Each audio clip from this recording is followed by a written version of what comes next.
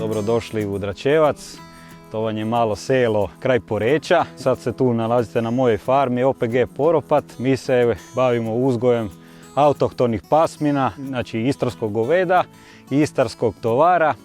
Imamo istarske koze i nešto ovaca.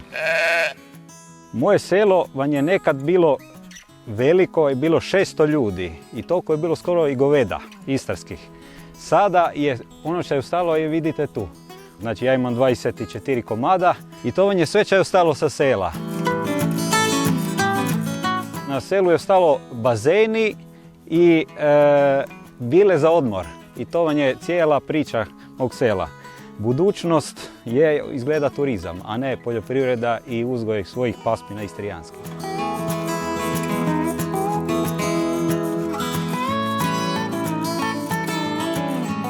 Dio motivacije dolazi iz tradicije, a dio motivacije dolazi iz mog osobnog nekakvog načina razmišljanja i odnosa prema životinjama.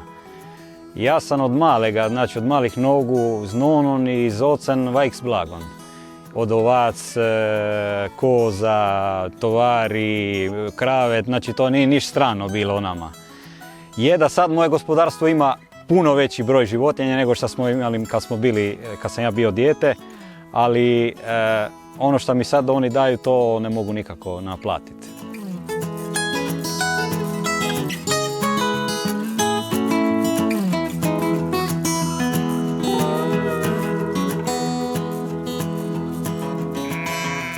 Ekonomska računica tu postoji normalno, u velikom broju to morate nekako održavati jer jako je skupo održavanje, znači prehrana, ishrana tih životinja i priprema hrane, to je jedan veliki trošak, ali opet s druge strane ja volim da su moji tovari mirni i svi koji dođu kod mene osjete taj mir u životinje, to znači da je pristup drugačiji, a nije baš ono komercijalni pristup.